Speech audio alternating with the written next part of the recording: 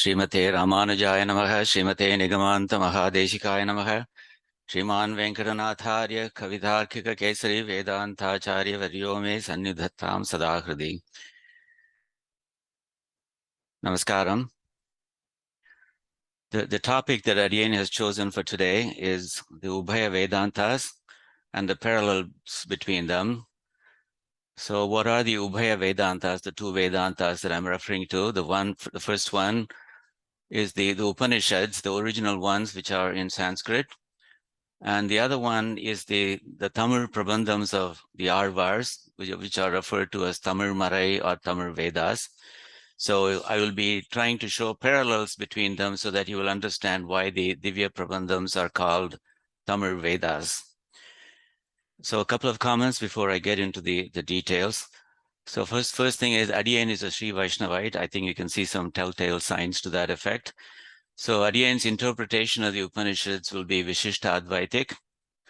But even if you are of a different persuasion, you will still be able to relate to it. And secondly, Adiyan's musical knowledge and skills, they are very primitive. My brain knows that, but my tongue doesn't. So I ask you to forgive me. Swami Periyarvar says, to Emperuman naakku ninnayallal ariyadu, naan adu anjuvan envasam andru. He says, my tongue is not in my control, so please forgive me. And I ask the same of you as well. Okay. Now, so who said, the first question is, who said that the Tamil Vedas, Tamil Divya Prabandhams are Tamil Vedas? Well, lots of acharyas have said that. Swami Deshikan in Yatiraja Saptati, so he pays his obeisance to Sri Nammarvar, the head of the Arvars, and at that time he says that the Prabandhams of Sri Nammarvar, first of all, they smell like the Magiram Pumala that is so, that he likes so much, but it's not just his Tirumeni that smells with the fragrance of the Magiram Pus, but even his Prabandhams. So those Prabandhams of Sri Nammarvar, Shrutinam Vishramaya Alam, Shrutinam, so even for the Vedas, they are able to give rest to them. So he says that they've made the Vedas unemployed. Shrutinam Vishramaya Alam, Tam Shatarim Tam Upasmahe. Yes, Sarasvatam Shrotom Vakulamodavasitam Shrutinam Vishramayam Chatarim Tamupasmahem. So with that obeisance paid to Swami Nammarvar, let me get to my approach. So again, the way I'm going to show the parallels is to take a vacuum from the Upanishads and to show a corresponding vacuum in the Tamil Prabandhams. Specifically, I look at three areas that I refer to as Bheda Shruti, Abheda Shruti, and Ghataka Shruti.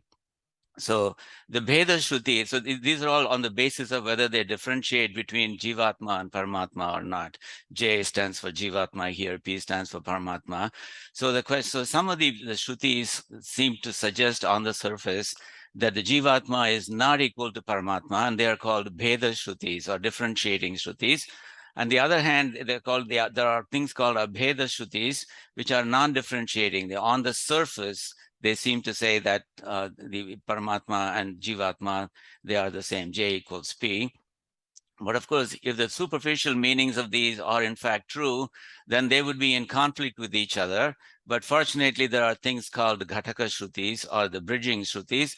So I will take an example from that as well. So the way Vishishtadvaitam works is it takes the Ghataka Shruti and it tries to reconcile the seemingly conflicting, the Abheda Shruti and the Bheda Shruti. So at the risk of stealing my own thunder, I'm going to say that in Vishishtadvaitam, so you will find that Emperuman or the Paramatma is different from the Jivatma, but I'll get to some details on that in just a moment.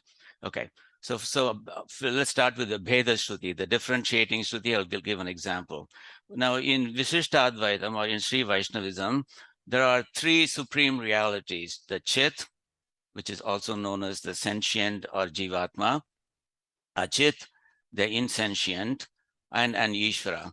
So these three are three supreme realities according to Vishishtadvaitam, and they are different according to Vishishtadvaitam. So in fact, all the chits and all the achits in this world, in this universe, they are all shariram of imperimans, the shariram of Ishvara. So that is the fundamental philosophy of Vishishtadvaitam, and you'll hear that over and over again. So even when you say, for example, Jivatma is Paramatma, the Vishishtadvaitam will say, well, the real meaning is that the Jivatma is the shariram of Paramatma. Okay, so I'll get to that in these examples. So the Veda Shruti. So for example, I mentioned that there are these three different supreme realities. They're known as Tattva Trayam. Tattva means reality, Trayam means three. Swami Deshikan, in his masterpiece, in his philosophical masterpiece called Srimad Rahasya Trayasaram, he emphasizes that. So if you look at the last line, it says Adiyare, the Acharyas, Marainul Tanda Adiyare, the Acharyas who told us things from the Vedantas, from the Vedas, Terayam Binar. Clearly they have told us Chittum, Achittum, Irayam, Chit, Achit, and Ishvara, and Verubadum Viyan Tattvam Mundrum. There are three supreme realities, Tattvam Mundrum, Viyan Tattvam Mundrum, Asharyamana. So wonderful supreme realities. Verubadum, they're not the same. So each one is different. Chits are different, Achits are different, Ishvara is different. So Chit again is Jivatma, Achetanam. It comes from the word Chaitanyam or Jnanam. So the Jivatma inside us is referred to as Chit. Achit is all the things, the inert things that you see, the wall, etc., the microphone, etc. And then the Ishvara is the supreme one. I couldn't get a picture of the Jivatma, so I put a picture of someone who presumably has a Jivatma inside him. Okay, so there are this Tattva Trayams. Now the question is there a vacuum from the Upanishads which indicates this Tattva Trayam? So there is. So there's in the Shveta Ashvatara Upanishad, if you look at the bottom, it says the following.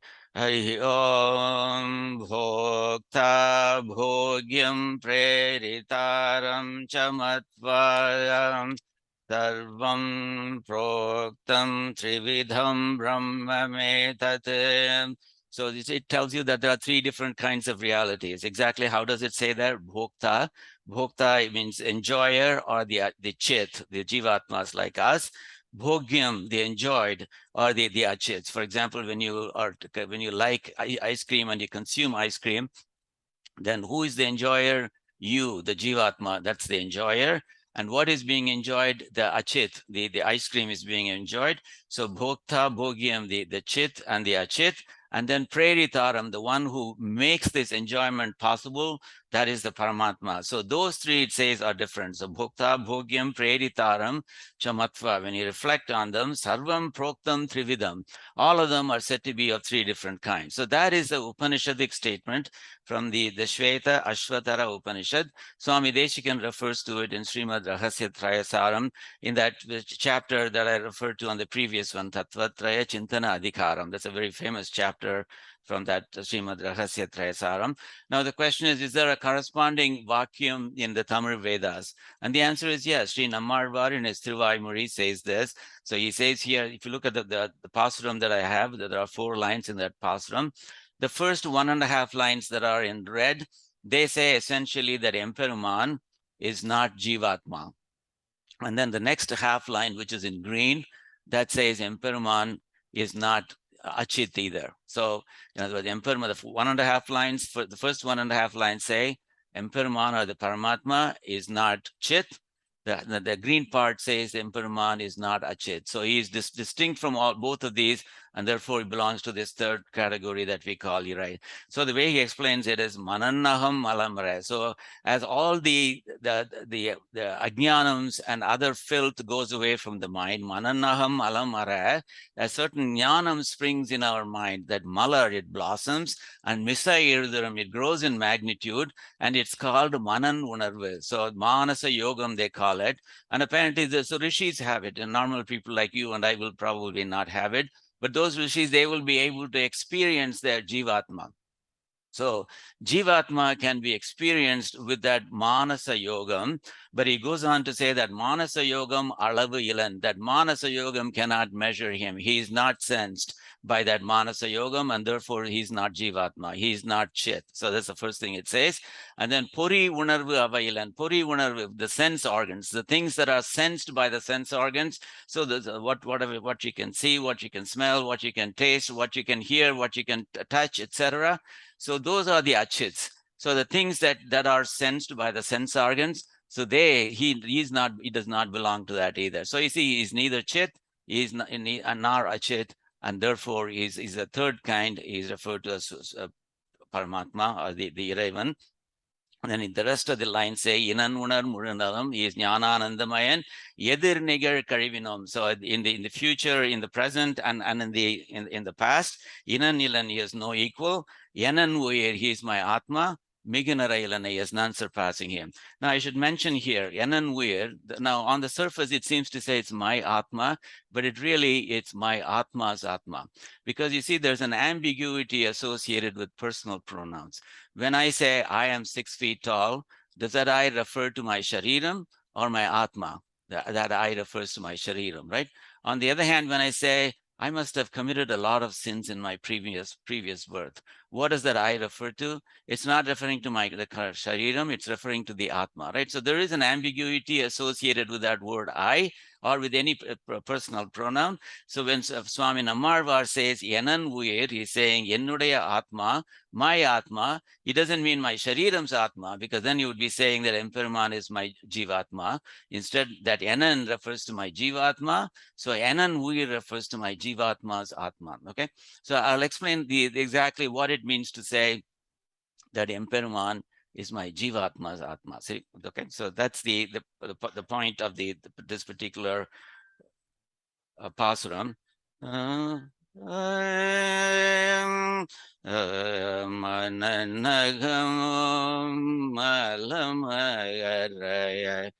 Malar மீசை எழுதரும் மனன் உணர்வு அளவிலன்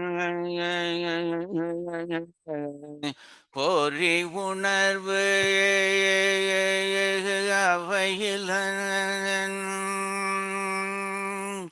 இனன் உணர் முழு நலம்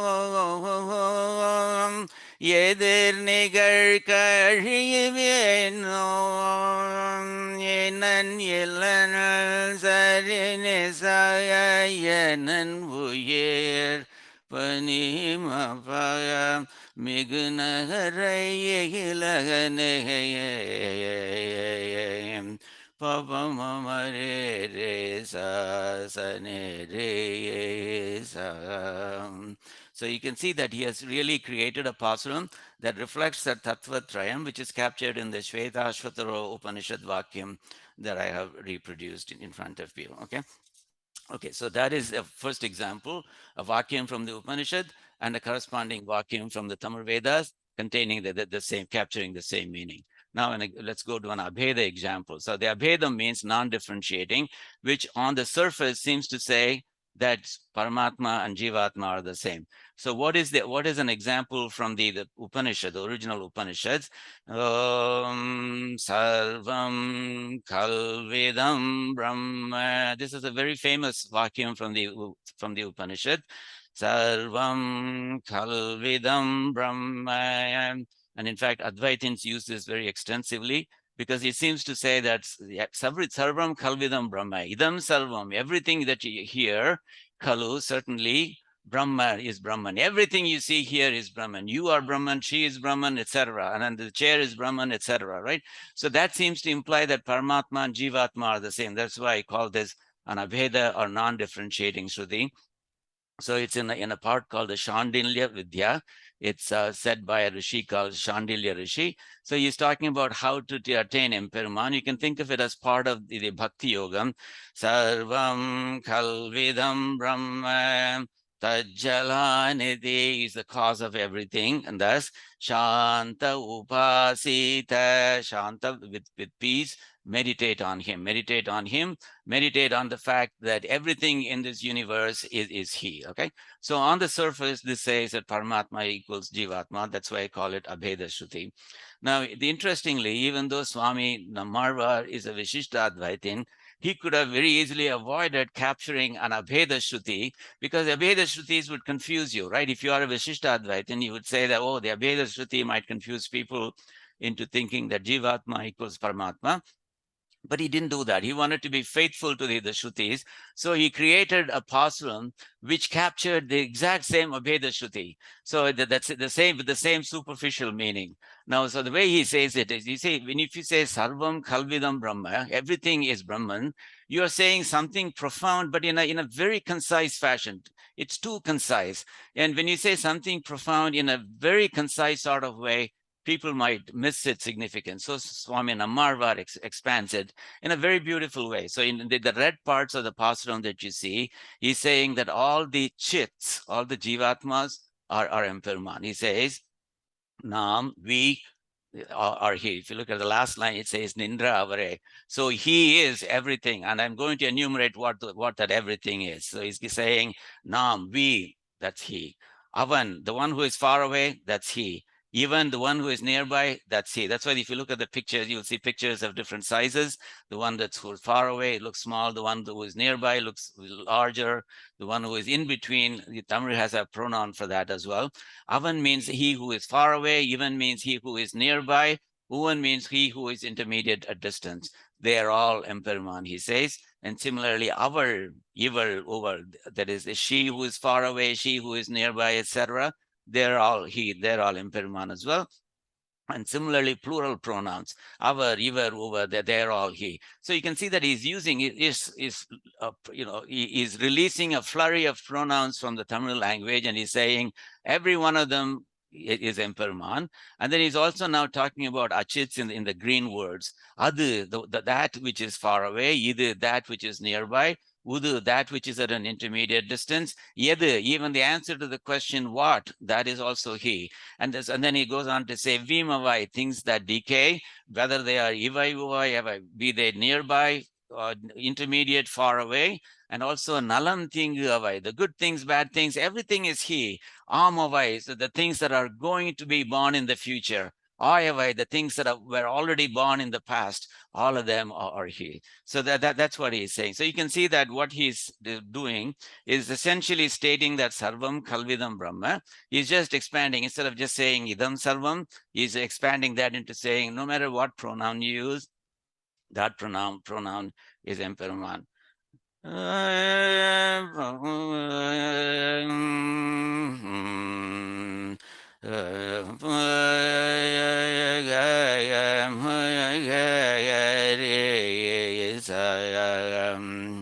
Nam havan yevan hovan aval yeval hoval yeval sari sari gayam Tamavar ivar uvarad yed ud yed Vimavai vai uvai avai nalam tiyeng avai gamada vasahare dari danidaya payam So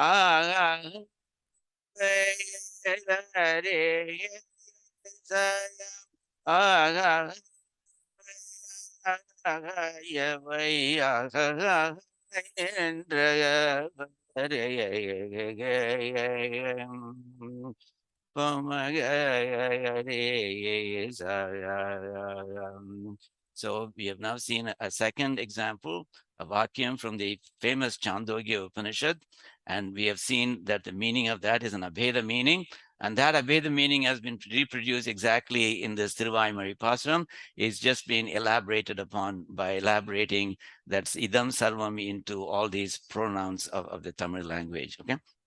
So that's the second one. The third one, the Ghataka Shruti example. So let me show you this third one. Now, so here, the Ghataka Shruti is a bridging one, because if you only had Veda Shrutis and Abheda Shrutis, then, and if their meanings were the superficial meanings that you extract from them, then they would clearly be in conflict. But the way they are reconciled is with the help of this Ghataka Shruti. Now, what does the Ghataka Shruti say? The Ghataka Shruti will say that if the Emperuman or this Paramatma, everything in the world is his shariram, or conversely, he is the Atma of everything in the world. And when I say everything in the world, it refers to all the Jivatmas as well. So the Jivatmas are part of his shariram. And similarly, all the achits, the insentient objects, they are also part of his shariram. Now you may ask the question, so I mean, what does it mean to say that something is the Atma and something is the shariram? Well, it's not something that you should use in a trivial kind of a fashion. There are three litmus tests that you can see at the bottom right there. There are three tests that need to be satisfied for you to say that something is the Atma of something else. Now, so those tests are, so the thing called Atma must be a dharakan.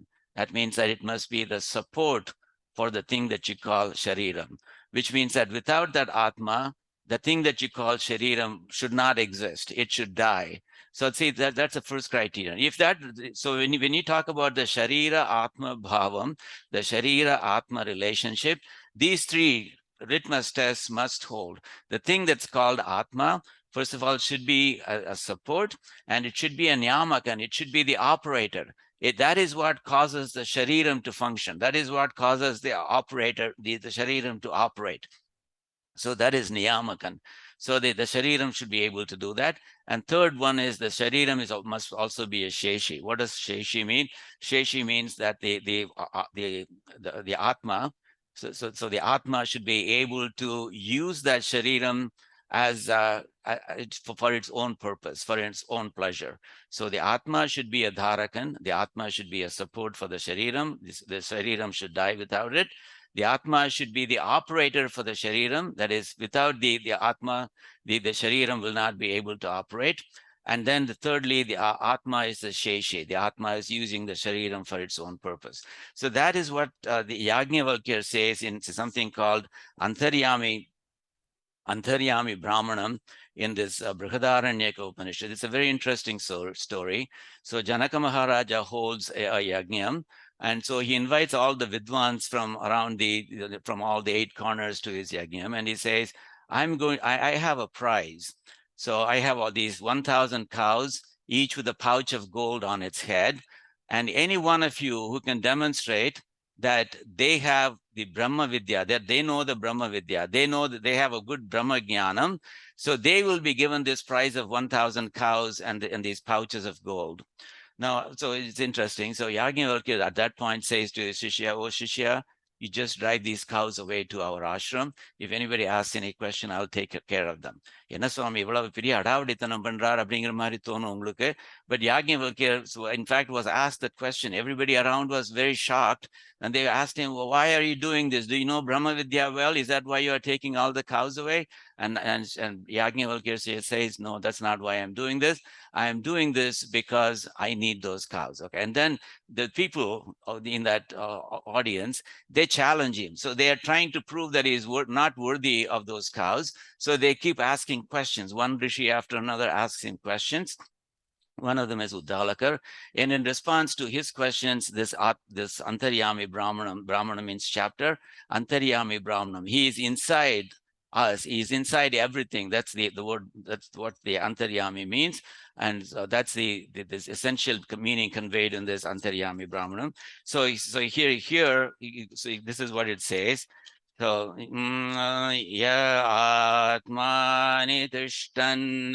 So this is Yajnavalkya talking to Uddalakar in the big sabha of Janaka Maharaja. Ya atmani tishtan. So he who resides in the Atma, he who resides in the Jivatma, he says, Atmanantaraha, he who is Antaryami in it, that is Paramatma, is Antaryami in the Jivatma, he says, Yamatmana Veda. yet the Jivatma does not know him. Yam Atmana Vedayam Yasya Atma Shariram. This is the most important part of this slokam, you might say, this vakyam, you might say. Yasya Atma Shariram. Atma, Yasya Shariram. Atma, our Jivatma, whose shariram it is. That is, so in other words, the Supreme One's shariram is our Atma. So that is the most important thing. So the relationship between us and him is that we are his shariram. Yasya Atma Shariram, Ya Atmanam Antaro Yamayati, who operates it from within. Sata Atma Antaryami Amrutam. He's your inner ruler, and your Atmas, and is immortal. So you can see, and he goes on to say this not just about the Atma, he also goes on to say that about the Panchabhutas. Yasya Prithvi Shariram. There's another vakyam which says the Bhumi is his Shariram. Yasya Apaha Shariram. The water, Jalam, is his Shariram. Yasya Agni Shariram. Yasya Antariksham Shariram. Yasya Vayu Shariram. All the Panchabhutas, and then he goes on to describe other things that are built from the Panchabhutas as well. So you see, that is the fundamental part of Vishishta Advaita. Everything in this world, the Achits as well as the Chits, they are the Shariram of Emperuman. And this is my last pasuram. And this is also captured in a Thiruvaimari pasuram. And he does it, Swami Namarvar almost exactly follows the template of the Upanishads here. So he says in the third line, in the part that you see in the box, Udal Misai Uirene. So just what the Atma is to the Shariram. That is the relationship that the Paramatma has with everything in the world. And or to put it another way, everything in the world, whether they are achits or whether they are chits, they're all shariram of Emperuman. In the first line, he enumerates all the Panchabhutams, just like this Yajnavalkya talks about Yasya Prithivi Shariram, Apaha Shariram, etc. So it enumerates the Panchabhutams, and he says they're all the Shariram of Emperuman. And not only that, in the second line, he says anything that is built from the Panchabhutas, they're also his Shariram. And so, and then in third line, he says he is the Shariram of everything. Karandiyangum Parandulan, in a sukshma form, he's hidden in everything and he pervades everything. And don't think that I am saying this, Shudarmiga Shurudiyul, in the shining Vedas, in the Vedas that shine with knowledge, that's what it has been said here. And then it goes on to say, Ivai Vundasurane, the one who is inside all of these as the Atma of everything. He's also the one who swallowed all of them during the Pralayam. Okay. So that is the one. So I'll render this and then we will conclude this talk.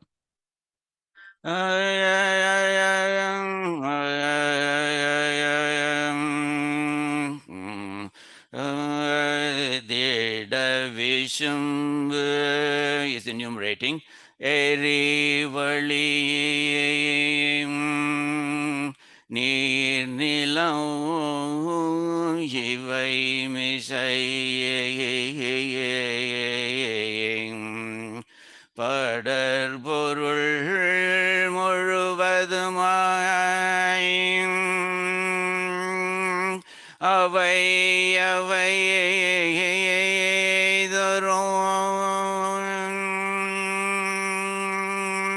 உடல் மிசை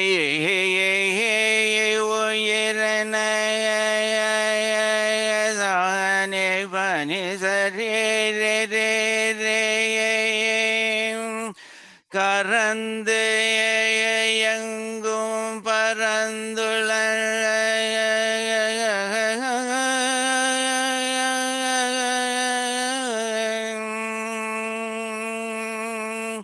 சுடர் மிகு சுருதியுள் இவை உண்ட சுரனே